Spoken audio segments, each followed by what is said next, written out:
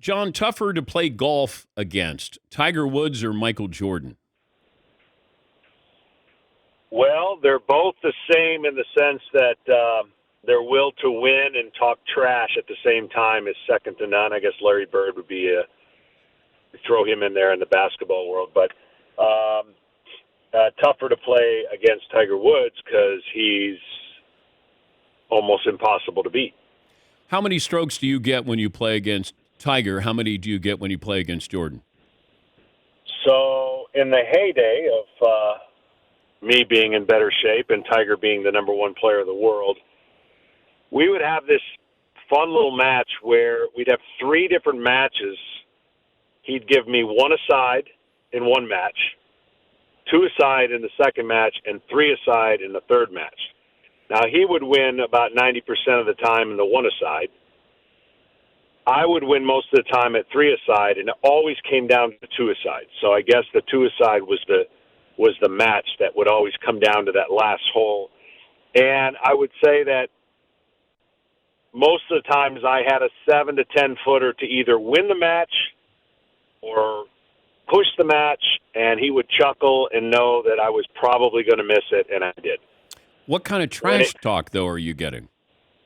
Oh, I never would say, like, the common mistake everyone would make when they play with Tiger the first time, they feel like, you got to mix and match, and you got to, make yourself feel good by talking. You don't do that. You zip it. You don't fire up a guy who has the capability of pushing the pedal down. And there was only one time that I found myself falling into that trap. My buddy got a hole-in-one when we were playing with him, and the scorecard on the fivesome for the par 3 read 5, 4, 3, 2, 1. Those were the scores. So I took the ball out of the hole that my buddy made the hole-in-one, and I picked it up, and I said, what's more believable when we get back home, the fact that you got a hole-in-one or that you beat Tiger by 4 on one hole? Tiger made the 5. And he gave me a gesture and proceeded to go 12 under in the next 22 holes. All I did was make that statement, and it lit a match, and it was like the wildest ride you've ever seen in your life to try to hang on. Of course, I didn't win that match because 12 under and 22 next holes is pretty tough to beat. I would think Jordan would be a better trash talker than Tiger. Oh, no doubt. No doubt, because that's not his sport, right? That's now. Jordan can you do this though, master. John? Can you do baseball trash talking, making fun of Jordan's baseball career while you're playing golf against him? No. See, the resumes are so incredible that when I first played with Michael, and he was still playing for the Bulls, and I was just getting going for the Braves, okay, I didn't have a resume. There was nothing to kind of be proud of, especially when your team loses 100 games every year. Well, on the last hole of the match we were playing in Chicago, he's standing over a 30-footer. And he goes, this is no big deal.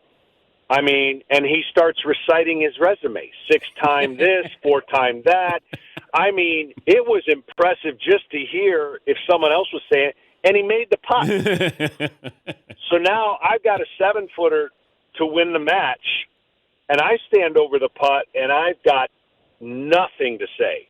I said, losing record. There was nowhere to go.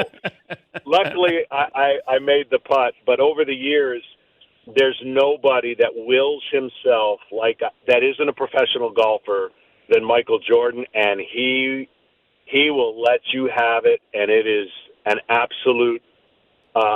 It's the greatest grind of playing a sport that's not your sport. Tigers, that's a different atmosphere. For him to talk trash in golf is like, anybody else just making a layup. So you just stay away from that. But Jordan famously loves to play for a lot of money. Jordan will play for anything. He just doesn't care what it is. He's just going to beat you. Well, what did you play for money? Yeah, but it's insignificant compared to what his ability to want to win. Like, if it's $1 or it's $1 billion, it's no different to Michael Jordan. He just wants to beat you, and that's the competitive drive that we all, when we were in our heyday in our own sport, loved to be part of, right? So when you're doing something else that you're not known for, well, that same competitive drive kicks in, and you want to beat whoever you're playing. It doesn't matter. And that's what I'm telling you. I've never seen two individuals that were more driven, obviously, than those two in their capacity to just be dominant and love it. And, of course, you've seen it play out with Jordan's documentary and then obviously what Tiger's doing. You feel like I felt like for the longest time, like I don't belong in these groups. I don't belong in that sphere of excellence. That's how incredible the aura is when you're around those two guys.